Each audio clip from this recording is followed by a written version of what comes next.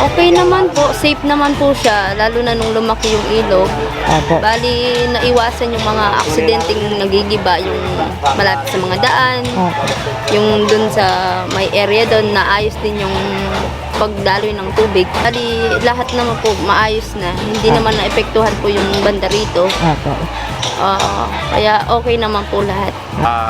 Ito pong slope protection malaking tulong dahil po dito sa mga bahay na hindi na po sila mangangamba kapag tuwing umuulan na mapipinsala, nadadaan yung ilog na malaki, tatamaan sila.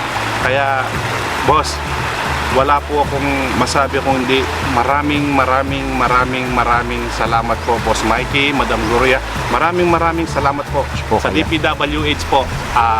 Wala rin po akong masabi kung hindi. Maraming salamat po at itong pong proyektong slope protection.